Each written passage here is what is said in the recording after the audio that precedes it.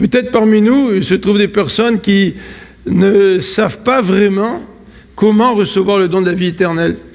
Peut-être que même vous avez la conviction que vous n'avez pas cette vie éternelle et vous aimeriez savoir comment le recevoir. Et pour les autres qui ont reçu le don de la vie éternelle, peut-être que vous êtes appelés à répondre à la question de quelqu'un, comment recevoir le don de la vie éternelle? Puis vous ne savez pas trop comment présenter ce message de l'Évangile.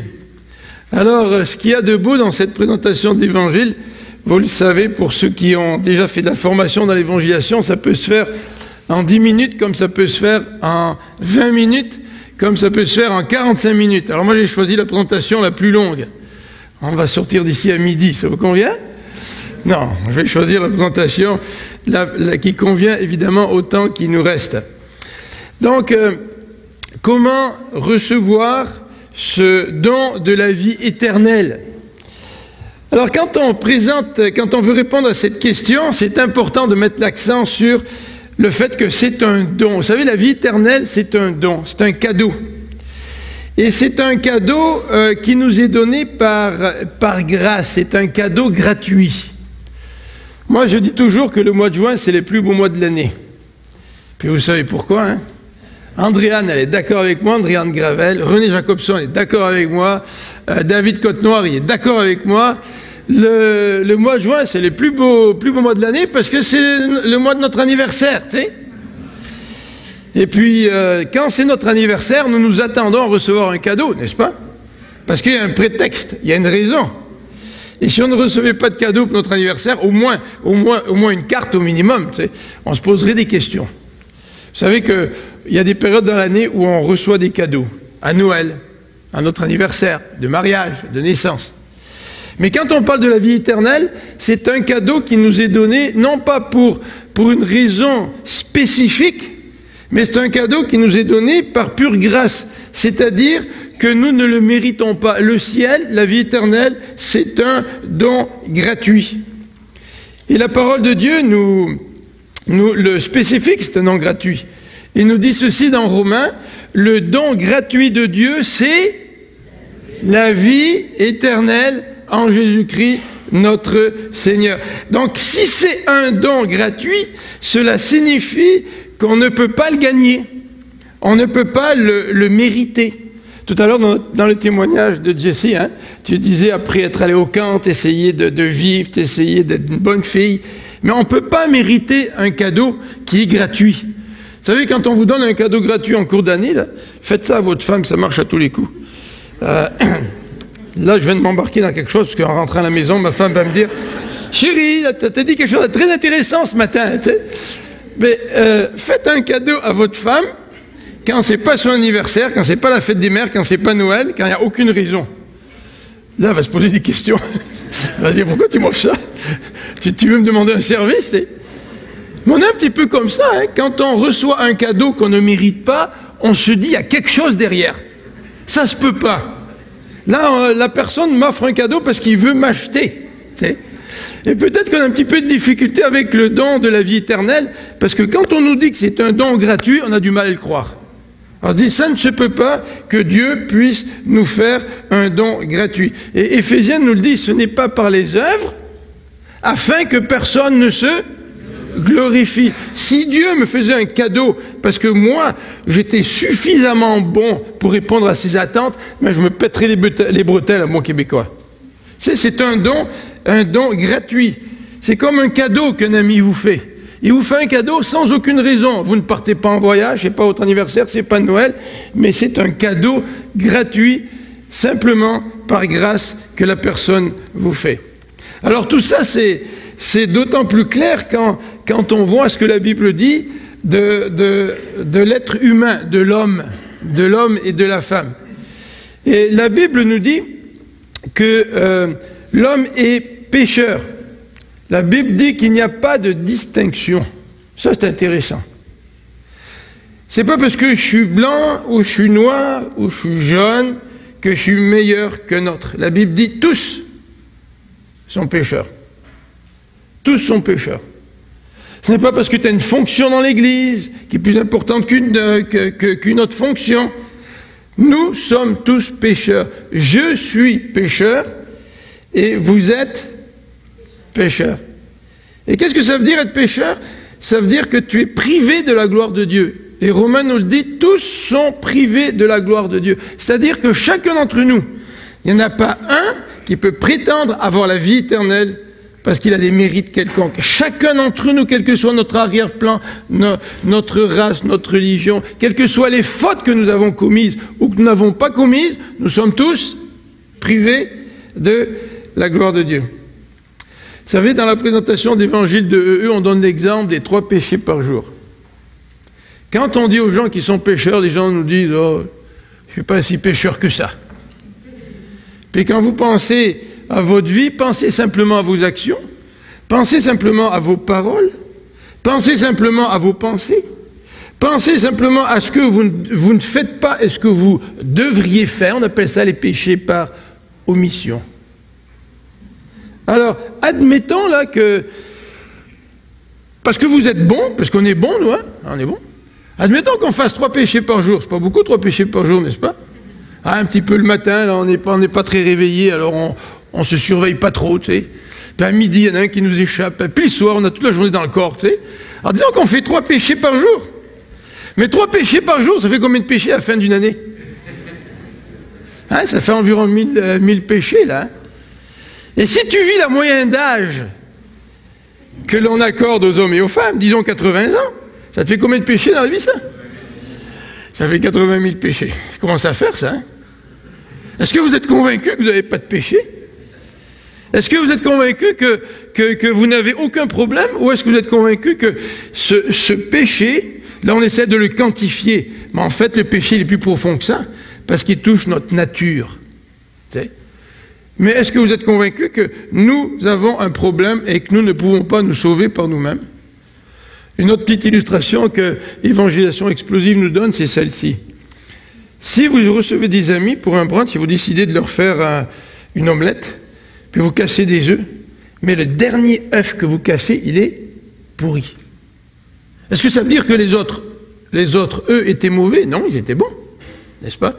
Mais parce que vous cassez le dernier œuf qui est pourri, l'œuf pourri va contaminer tous les autres, et l'omelette que vous êtes en train de faire va être horrible. Ne donnez pas ça à manger à vos invités. Et c'est un petit peu la même chose pour nous. L'être humain fait des bonnes choses, il est créé à l'image de Dieu. Mais malheureusement, les mauvaises actions que nous commettons, ça gâche tout ce que nous sommes, et cela fait que nous avons un problème devant Dieu. Dans le livre des Proverbes, le sage nous dit que telle voie paraît droite à un homme, mais au bout du compte, cette voie conduit à la mort. Voyez-vous pourquoi c'est impossible? C'est impossible d'avoir l'assurance de la vie éternelle à cause de ce péché qui nous habite. Et tout ça, c'est d'autant plus clair quand on considère ce que la Bible nous dit de Dieu. La Bible nous dit de Dieu beaucoup de choses. Mais en particulier, la Bible nous dit que Dieu est un Dieu d'amour. Dieu est amour, nous dit l'évangile de l'épître de Jean. Dieu est amour. Et parce que Dieu est amour, Dieu ne veut pas tenir rigueur de nos péchés.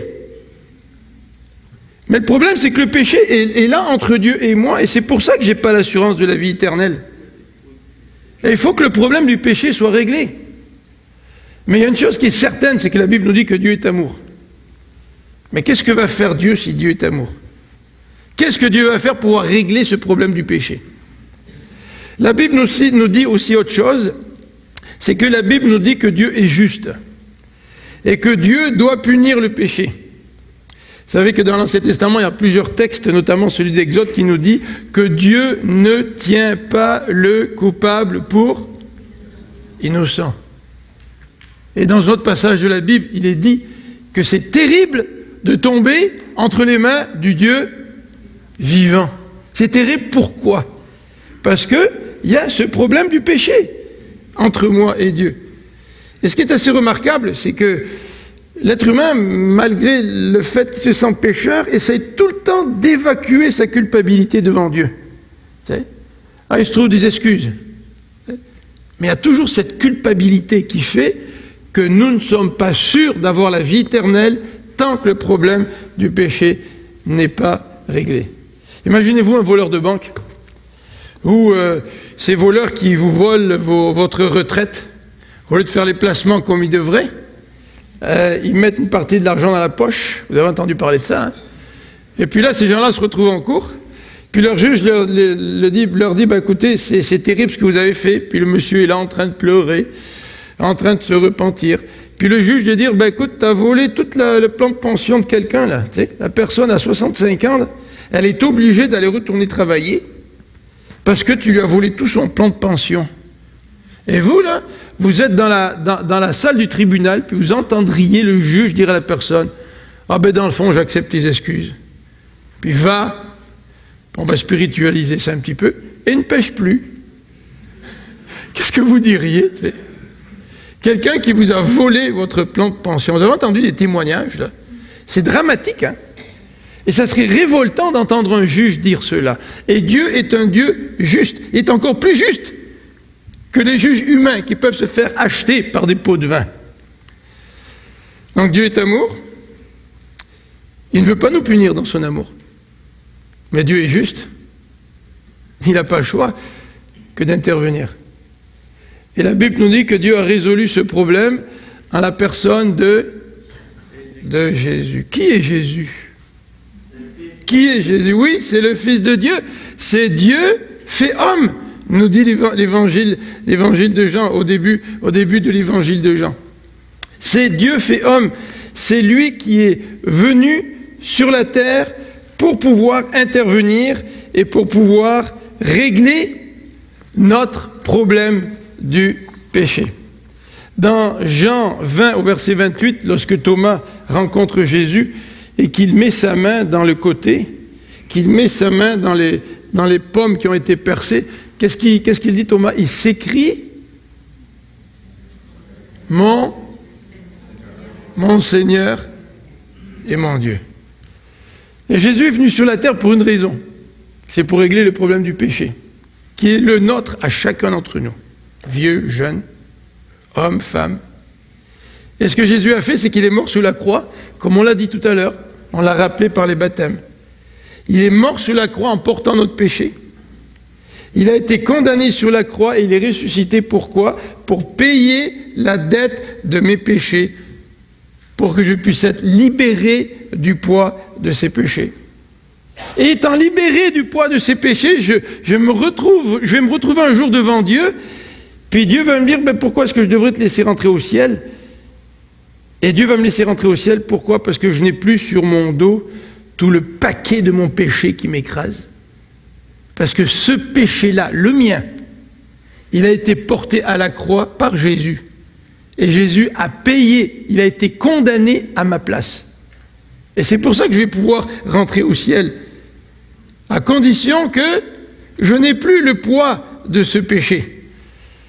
Vous savez, on peut utiliser une autre illustration dans la Bible, il est question d'un livre, c'est d'un livre. Qu'est-ce qui est écrit dans ton livre de vie? Oh, seulement 3 péchés par jour. C'est déjà pas mal, 80 000, tu sais. Qu'est-ce qui est écrit dans notre livre de vie? Vous savez, quand Jésus est venu puis qu'il est mort à la croix, il a prononcé une parole, il a dit ceci. À la croix, Jésus a dit ceci, il a dit « tétélestai ». Vous savez qu'est-ce que ça veut dire « tétélestai » en grec? Tout est accompli. Vous savez ce que ça veut dire qu'est-ce que tout est accompli? C'est un terme qui était utilisé dans une transaction financière. Et lorsque la transaction financière est terminée, vous avez payé ce que vous devez. Admettons que vous avez une hypothèque là. Puis après 25 ans, maintenant c'est un peu plus long peut-être, 30 ans ou 35 ans, votre hypothèque est payée. Et c'est comme si vous allez à la banque, puis le banquier prend un sceau, puis sur lequel c'est écrit « tétélestai » et il met ça sur votre contrat d'hypothèque. « Tétélestai », c'est payé, il n'y a plus rien à payer. Il y a quelqu'un qui a payé pour toi. Et la Bible nous dit que c'est le Christ qui a payé pour toi. Alors ça, c'est intéressant au niveau intellectuel, n'est-ce pas? Mais si tu le sais, qu'est-ce que ça change dans ta vie? Ça ne change absolument rien si tu n'y crois pas. Si tu n'y crois pas, c'est juste un message. Et la clé pour entrer au ciel, c'est pas de savoir que Jésus est mort sur la croix. La clé pour entrer au ciel, c'est de croire en ce message-là. Alors, qu'est-ce que la foi n'est pas? La foi n'est pas simplement une connaissance intellectuelle. La foi, c'est pas simplement « je sais que Christ est mort à la croix ». Et ce genre de foi-là, tous nos enfants l'ont, ou presque. Ils savent que Jésus est mort à la croix parce qu'on les a enseignés pendant toute l'année à l'école du dimanche, n'est-ce pas? La Bible nous dit que le diable y croit. Dans Jacques, on nous dit que les démons y croient, mais ils tremblent, n'est-ce pas? Ils tremblent. La foi, ce n'est pas une adhésion intellectuelle seulement. La foi, ce n'est pas une foi qu'on pourrait appeler temporelle. Ça vous est arrivé, là, vous partez en voyage de noces, puis là, vous priez le Seigneur, vous dites « Ah Seigneur, fais qu'on ait un bon voyage ». Puis là, vous partez en voyage. Et puis, vous avez un bon voyage, vous revenez. Puis vous êtes reconnaissant, puis après ça, vous abandonnez le Seigneur. Puis 6 mois plus tard, vous avez un problème parce que vous voulez changer de travail, vous allez passer une entrevue. Puis là, vous priez le Seigneur, vous dites « Seigneur, j'aimerais ça que tu me donnes la job ». Le Seigneur permet d'avoir le poste, puis après ça, vous oubliez le Seigneur. Vous savez comment on appelle ça? On appelle ça une foi temporelle. C'est un peu un genre de foi assurance-vie, tu sais. Tu prends une assurance au cas où tu en as besoin. Mais dans le fond, tu ne t'occupes pas de ton assurance pendant ton quotidien. Ça, ce n'est pas la foi qui t'ouvre la porte du ciel pour que tu puisses avoir la vie éternelle. La vie éternelle, c'est d'avoir confiance en Jésus, lui seul. Vous savez, si on prend le tabouret ici, là, moi je peux très bien regarder le beau tabouret ici, puis de me dire que, ouais, c'est un beau tabouret. Ouais, il est bien conçu, il semble que les pattes soient bien équilibrées, là, puis ça tient debout, là. Tu sais. Mais ça, c'est une foi intellectuelle, tu sais. C'est quoi la vraie foi? Tu veux nous le montrer, Alain? La vraie foi, c'est de dire, je sais que le tabouret, là, il tient, n'est-ce pas? Il tient le tabouret, là. Puis c'est pas juste faire ça, là. Oups! Tu sais, quand je vais en voyage, par exemple, tu sais, ou mes enfants ont des problèmes. Hop, tu m'assois un petit peu dessus, mais dès que Dieu est intervenu, tu sais. La foi consiste vraiment à t'appuyer sur le Seigneur. C'est lui qui est la porte pour que nous ayons l'assurance de la vie éternelle. C'est lui qui nous ouvre les portes du ciel. C'est le seul siège suffisamment solide sur lequel nous pouvons nous appuyer pour être sûrs de la vie éternelle. Vous savez, vous avez déjà vu des mendiants dans la rue? Vous avez déjà vu des mendiants dans la rue?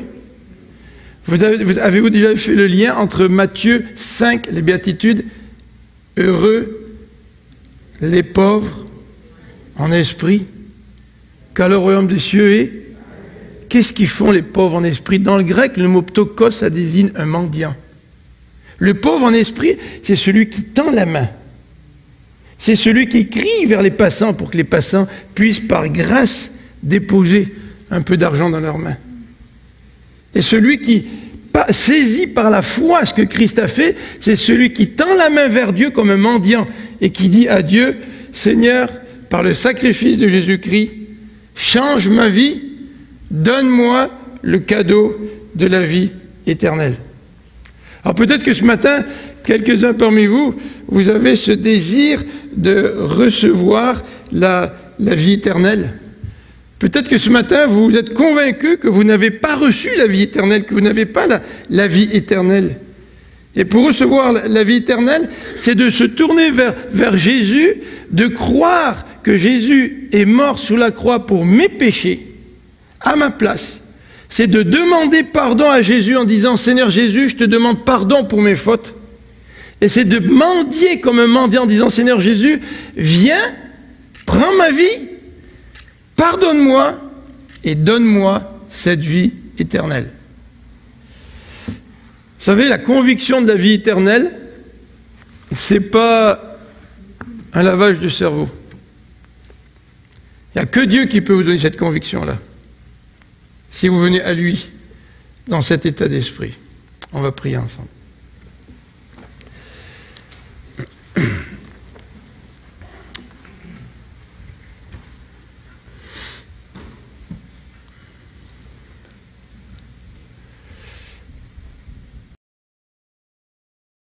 temporelle. C'est un peu un genre de foi, assurance vie, tu sais. Tu prends une assurance au cas où tu en as besoin. Mais dans le fond, tu ne t'occupes pas de ton assurance pendant ton quotidien. Ça, ce n'est pas la foi qui t'ouvre la porte du ciel pour que tu puisses avoir la vie éternelle. La vie éternelle, c'est d'avoir confiance en Jésus, lui seul. Vous savez, si on prend le tabouret ici, là, moi je peux très bien regarder le beau tabouret ici, puis de me dire que, ouais, c'est un beau tabouret. Ouais, il est bien conçu, il semble que les pattes soient bien équilibrées, là, puis ça tient debout, là. Tu sais. Mais ça, c'est une foi intellectuelle, tu sais. C'est quoi la vraie foi? Tu veux nous le montrer, Alain? La vraie foi, c'est de dire, je sais que le tabouret, là, il tient, n'est-ce pas? Il tient le tabouret, là. Puis c'est pas juste faire ça, là. Oups! Tu sais? Quand je vais en voyage, par exemple, tu sais? Ou mes enfants ont des problèmes. Hop, je m'assois un petit peu dessus, mais dès que Dieu est intervenu, tu sais? La foi consiste vraiment à t'appuyer sur le Seigneur. C'est lui qui est la porte pour que nous ayons l'assurance de la vie éternelle. C'est lui qui nous ouvre les portes du ciel. C'est le seul siège suffisamment solide sur lequel nous pouvons nous appuyer pour être sûrs de la vie éternelle.